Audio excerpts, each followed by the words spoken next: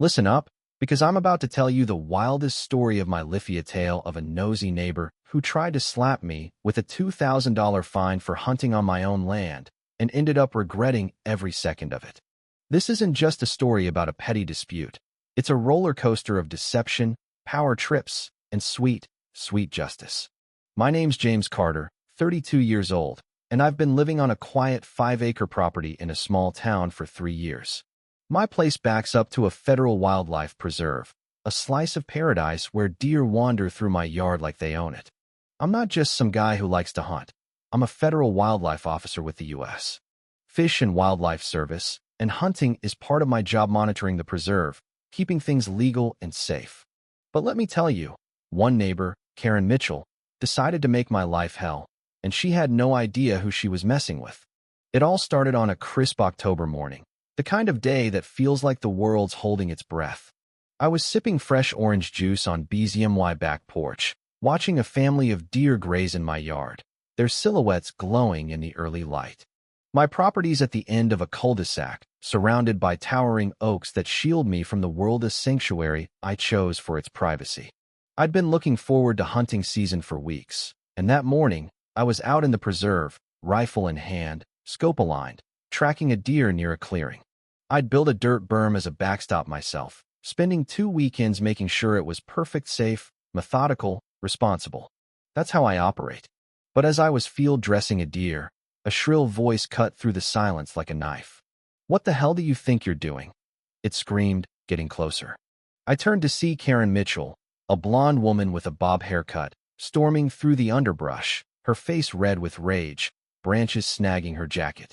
I'd never met her before, though I'd noticed her car speeding around the neighborhood, always in a rush. This was our first encounter, and it was off to a rough start.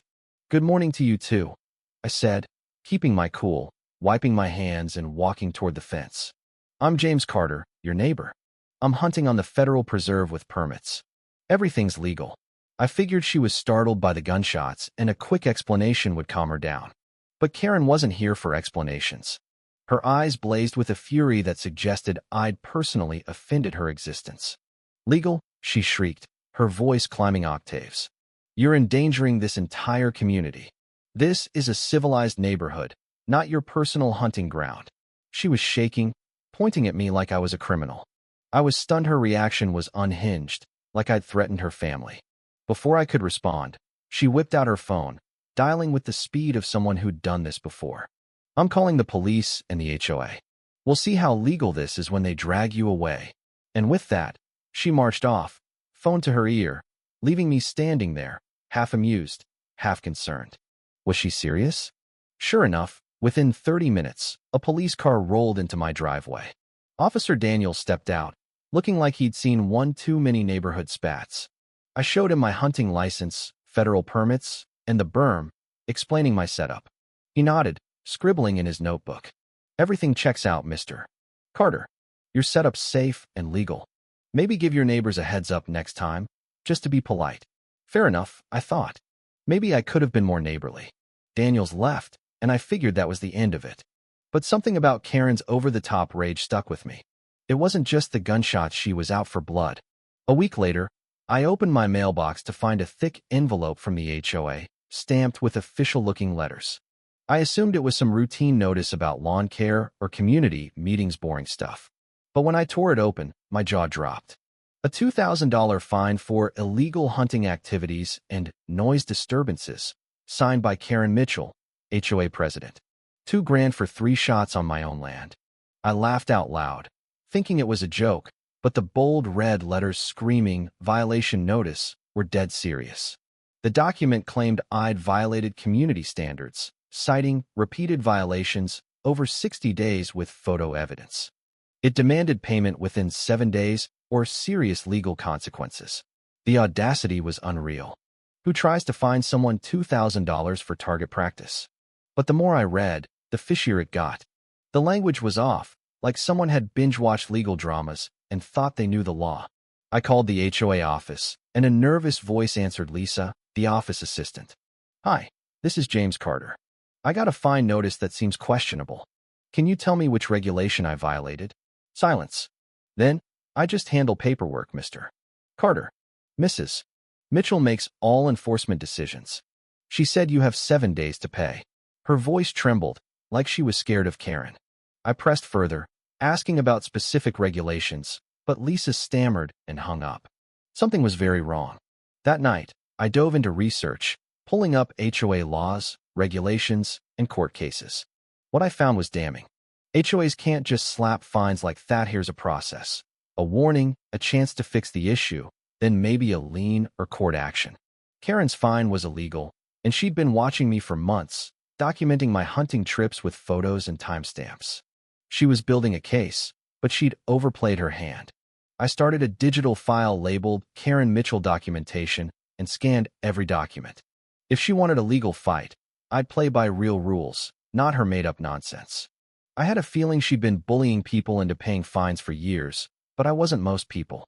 Over the next few days, I became a detective. I requested every HOA document, meeting minutes, financial reports, violation records. Lisa was nervous but couldn't refuse. When the files arrived, I was floored. The financial reports were a mess. $3,000 for landscaping at Karen's address, $2,000 for fence repair at her house, $1,500 for road maintenance. That was just her driveway.